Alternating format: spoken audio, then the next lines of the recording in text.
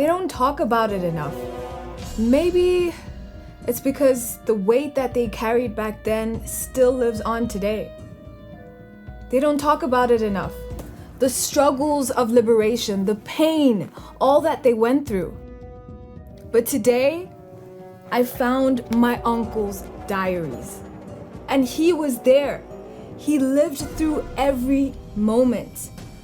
And not only did he do that, but he documented it right here in these pages. This really is the true story.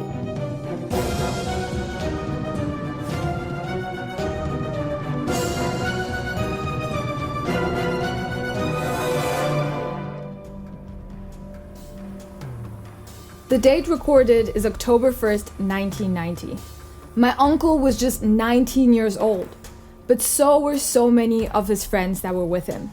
They were young soldiers in Uganda, and they left everything behind to fight for their country.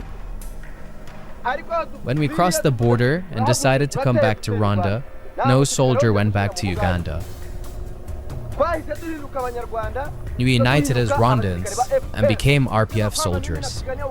If you're fighting for your ethnic group, if you say you are fighting to kill Hutus or to kill Twa, you don't qualify to be an RPF soldier. Do you get me? Or you will go back to training. Do you get me? We fight for Rwandans without discrimination. I can just imagine the sound of their footsteps on their way to freedom, carrying dreams heavier than their weapons. The young fighters were making advancements quickly, but on the second day, tragedy struck. Their leader, Fred Gisa Gwigema, fell on the battlefield. The fighters became demotivated. Their parents were afraid to send their sons to the battlefield. This was a dark page in the history of liberation. The late Fred Gwigema was seated on that stone. The enemy came from the other side where the main road is.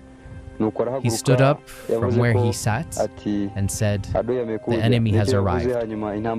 The fighting started. When the enemy saw us on this hill, they shot a few bullets, and one hit the late Fred Gwigema. He was shot in the head. When he got shot, he said, "The enemy has hit me." Then we saw him fall, and he never said any other word. We were devastated. We carried him from the hill we were on and called the doctors. But by the time they arrived, they found him dead. We spent a day, we went downhill, but the fighting did not stop. The other soldiers were not informed. We kept it as a secret until our officers formally informed all the other soldiers. This was in my feelings, first of all. Secondly, it was in my judgment about what was going on the ground that I was receiving from the news about what was, I could detect there was something wrong. But this was just a feeling. There was something in me that something had gone wrong with Fred. Then I think it was on the 7th day when I actually got to know from someone that something had gone wrong.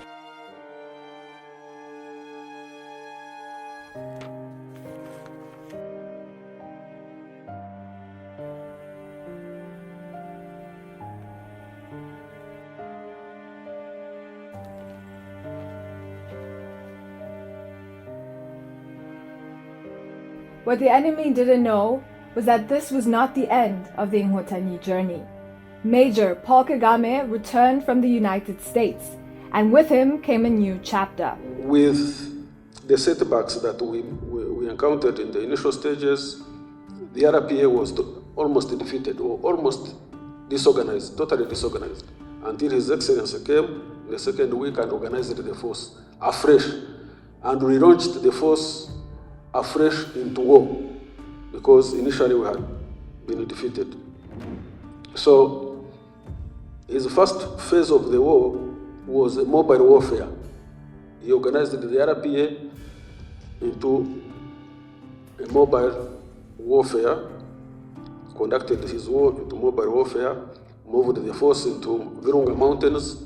Then from Virunga Mountains, around mid-1991, he established his headquarters at Gikoba, where you saw. And this time, he fought a positional warfare by holding territory. It was a very small territory, surrounded by government forces, fighting day and night to remove the RPA from there. So His Excellency instructed all commanders and all soldiers to dig trenches. He constructed his own trench, the one you saw. He brought all senior commanders, showed them the trench, and instructed all of them to dig trenches for every soldier, meaning that no soldier this time will run away when the enemy fires, but will stay entrenched into the trench and fire back to the enemy. So by May 1992, the government forces had given up on attacking the RPA because whenever they attempted, they lost everything. They lost the war, they lost the people, they lost the equipment. And the RPA gained a lot of experience, gained a lot of equipment. I also show you around some of the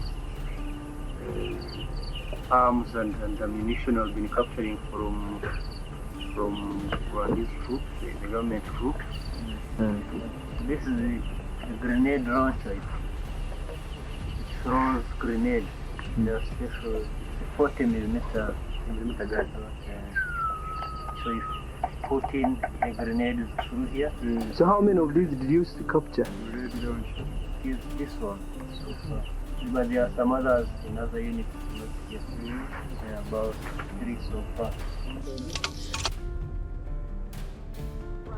babwira urubyiruko rwagutse kugira ngo bafashe abasirikare bacu, babwira inkumi, babwira abasore, murabyumva rero inyenzi ntabwo zishobora gukandira abantu bose. Inhotanyi continue advancing as peace talks are ongoing. However, propaganda continues to be spread through the media throughout the country, teaching to kill Tutsis, Inyenzi, cockroaches as they were called. They would call Tutsi, for example, cockroaches. They would refer to them as snakes. They were trying to sort of objectify them and distance Rwandans from one another. On April 6th, Habyarimana's plane crashes. And this is the beginning of a long, horrific 100 days, when everything that they had planned is put into implementation.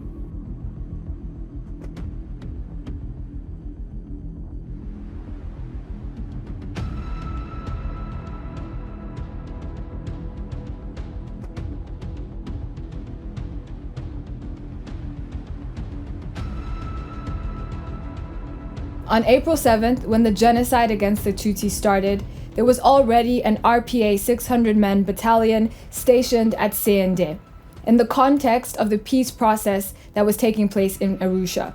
They were there to protect RPA politicians. But unfortunately, they were attacked from all sides by negative forces, and this resulted in them being caught in the crossfire. The most important thing is that there is a mission now. You must stop this genocide, you must defeat government forces, and you must be able to re-establish order here. So the only way to do it is not to accept to be depressed.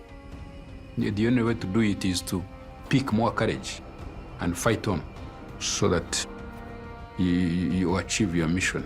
Ku itariki 7 z'ukwezi kwa kane ahagana mu masaha 9, umugaba mukuru w'ingabo za RPA Major General Paul Kagame yatanze itegeko ku ngabo za RPA guhagarika jenoside no kurokora abicwaga ndetse no gusenya ibirindiro by'umwanzi. Yanagaragaje n'intego nyamukuru iri tegeko rigomba kuzageraho. Yari ukubona ko jenoside yahagaritswe, guverinoma ikora ubwicanyi yakuweho, amahoro yagarutse mu gihugu. Anatanga rero n'intego enye zigomba gukurikizwa muri iki gihe cy'urugamba rwo guhagarika jenoside. Intego ya mbere byari ukubona ingabo zari mu majyaruguru zihura n'ingabo zari ahangaha 600 hanyuma intego ya kabiri byari ugusenya ibirindiro by'umwanzi bikakaye kugira ngo mukome mu nkokora ye gukomeza gukora ubwicanyi hirya no hino. Intego ya gatatu ikaba ibikorwa by'ubutabazi bigamije kurokora umubare munini w'abahigwaga kuri icyo gihe. Intego ya kane rero ikaba gutsinda ex-FAR cyangwa FAR kuri icyo gihe ndetse n'interahamwe zakoraga ubwicanyi. As the 1994 genocide against the Tutsi unfolded, the RPA forces focused both on protecting civilians and making advancements across the rest of the country. The negative forces continued to hunt down and massacre Tutsis. The genocide resulted in over 1 million deaths. Muri Semporo baharokoye abatutsi basaga ibihumbi 200 ko Padiri Hakizimana yari yakomeje kuhabarindira, hanyuma babakurayo babanyuza ku Muhima, babamanura Gisozi, babazamura baciye Kabuye berekeza Byumba ahagaragaraga nkaho hari umutekano uhagije kuko RPA yari yarahafashe kuva na mbere hose.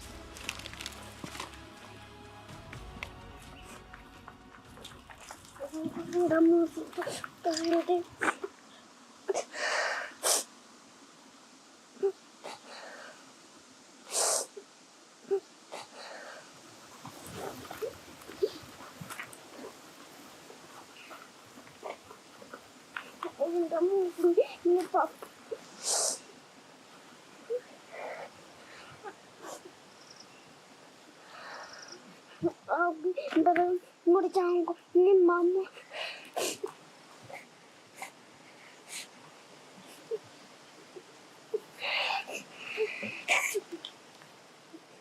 Yabonye atashobora kwiruka aguma mu kiliziya. Bamukubise banga hano ijosi riva bamukubita isasu. Interahamwe baje bagera kunkubita ubuhiri mu mutwe bamukaraniruka barankurikirana babona batamfashe baranyihorera.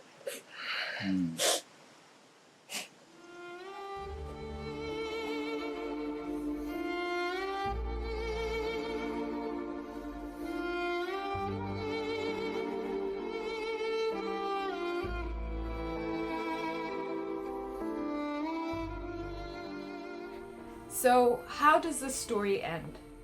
From what I'm reading in my uncle's journal, the 4th of July was a day when good conquered evil. It was a day of victory for the Inhotanyi, but at the same time it was a day of mixed emotion. They still had to count countless dead bodies and bury their loved ones. Through the leadership and discipline taught by President Paul Kagame, there was no retaliation against those that had committed these grave atrocities.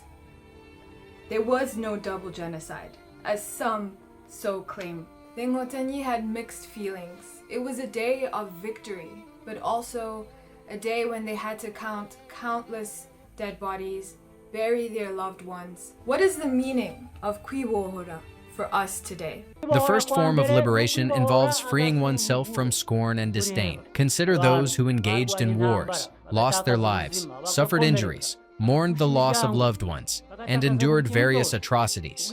Despite the killings and the support for such acts, when the conflict ceased, they refrained from seeking revenge. This restraint is rooted in a fundamental understanding of distinguishing between good and evil. We do not require external guidance to illuminate the path to dignity. We possess this knowledge within ourselves and will navigate it independently. This is the cause we fought for and gave our lives for. Whether in Rwanda, Africa, Europe, America, Asia, or anywhere else, we are all equal creations.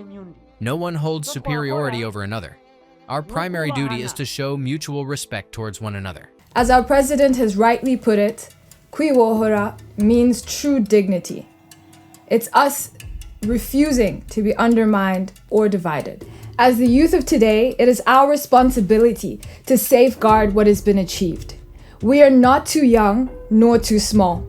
There are still nations around us that host individuals that harbor the same genocidal ideologies and propaganda. We must refuse this. It is up to us. It is our duty to stand for what is right. We are Inhotanyi Chan.